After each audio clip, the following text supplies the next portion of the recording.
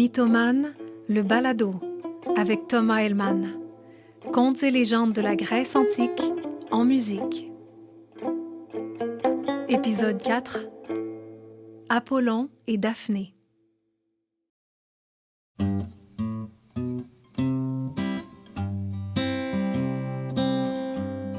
Depuis qu'il a tué le monstre Python, Apollon est considéré comme un des dieux les plus importants de l'Olympe.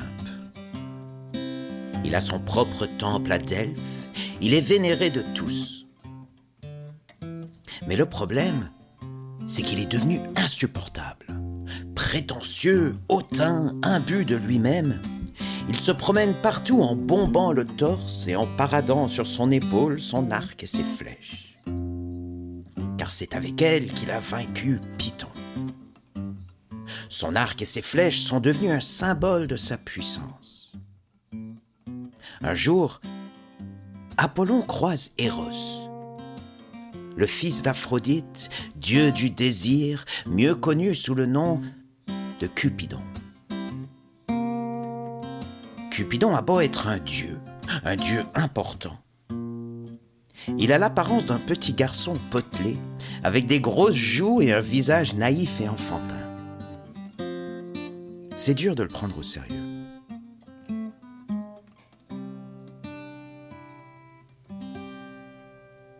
Ce jour-là, Cupidon est en train de s'exercer au tir à l'arc.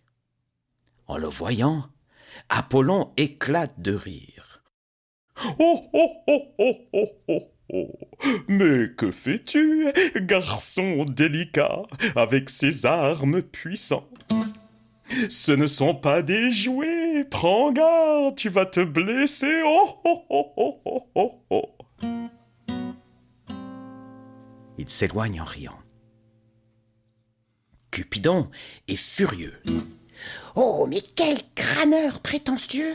Vraiment, il est imbuvable, celui-là! Il se sent plus pissé, quoi! Oh, tu dis que je ne sais pas tirer à l'arc, hein? Tu dis ça, espèce d'andouille! Tu vas voir! » Cupidon sort une flèche de son carquois, une flèche avec une pointe d'or, et il la tire sur Apollon. Schlac! Elle se plante dans son épaule. « Oh, mais qu'est-ce que c'est que ce petit picotis de rien du tout? Oh, oh, oh, oh, oh. Tu appelles ça une flèche? Ça pique à peine autant que le dard de Mélissa, la reine des abeilles. Ce n'est rien du tout, mon petit, ce n'est pas une flèche, c'est une blague.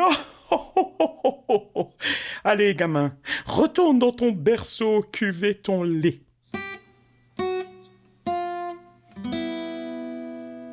Apollon s'éloigne en regardant autour de lui, en faisant un grand sourire.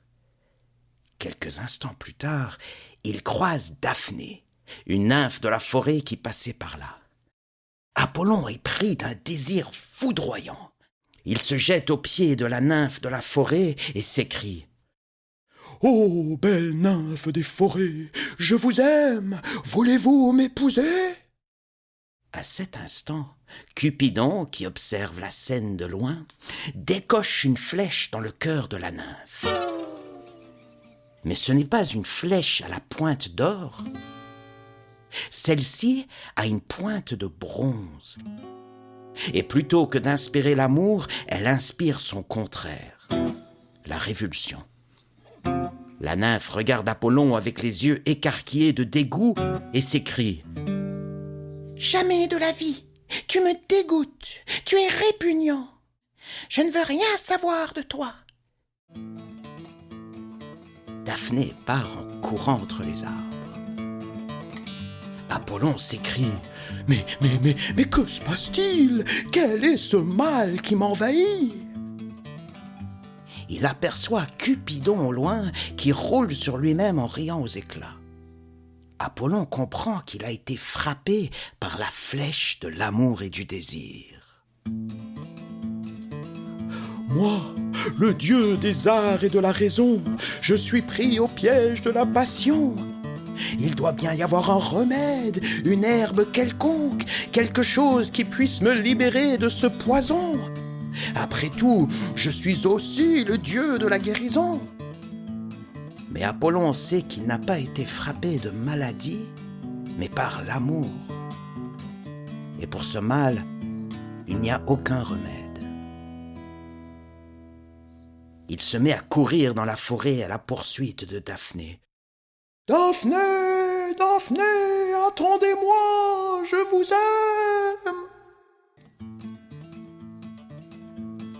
Daphné est une chasseresse redoutable, fille du roi Panthée, le dieu du fleuve. Elle connaît bien son territoire. Elle se faufile à toute vitesse entre les arbres et les buissons, sautille sur les pierres. Apollon a du mal à la suivre. « Attends-moi, je ne suis pas ton ennemi, c'est moi, Apollon, dieu de la poésie et de la musique. Attends-moi et je te chanterai des chansons. » « Je m'en fiche de tes chansons, je veux juste que tu me laisses tranquille !» s'écrie Daphné. Apollon, désespéré, court de plus en plus vite. Daphné l'entend qui arrive derrière elle. Il se rapproche, la touche presque. Elle sent son souffle dans sa nuque. Et elle voit au loin le fleuve, son père, et elle s'écrie « Ô fleuve, mon papa, viens à mon secours, libère-moi de ce dieu prétentieux. Je veux être la femme de personne, je veux être libre, je veux sentir la terre sous mes pieds, la pluie dans mes cheveux. Je veux rester parmi les arbres pour toujours. Ôte-moi cette beauté qui est un fardeau, que les dieux et les hommes me laissent enfin tranquille. » À peine a-t-elle fini de parler que Daphné sent une lourde torpeur se saisir de ses membres.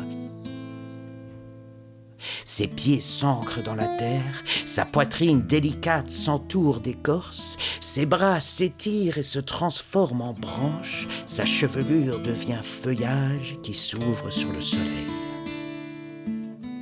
Daphné se transforme en laurier. Le premier laurier. Apollon se jette sur elle, la serre dans ses bras en pleurant. Derrière l'écorce, il sent encore battre faiblement le cœur de la jeune fille. Popon, popon, popon. Quelques instants, et puis plus rien. Apollon détache quelques feuilles du laurier et s'en fait une couronne. Au loin, Cupidon continue à rire aux éclats, roulant sur lui-même comme un gros bébé heureux. Apollon a beau être un des plus beaux, un des plus puissants des dieux. À partir de ce jour, il sera toujours malheureux en amour. Quant à la couronne de laurier, elle deviendra un symbole reconnaissable de tous. Le symbole des vainqueurs, des athlètes, des généraux, des musiciens et des poètes.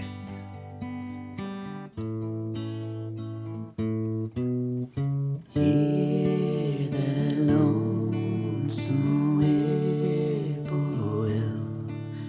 He sounds too blue to fly. The midnight train is winding low. I'm so lonesome I could cry.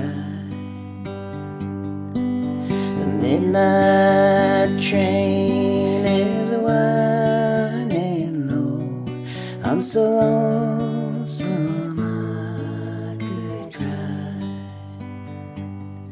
I'm so lonesome I could cry.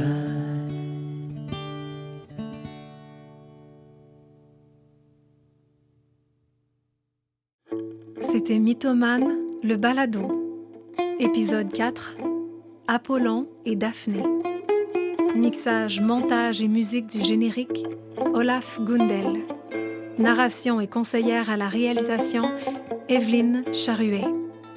Idée originale, recherche, texte, musique et réalisation, Thomas Hellman. La chanson I'm So Lonesome I Could Cry a été composée par Hank Williams en 1949. Pour plus d'informations, visitez thomashelman.com.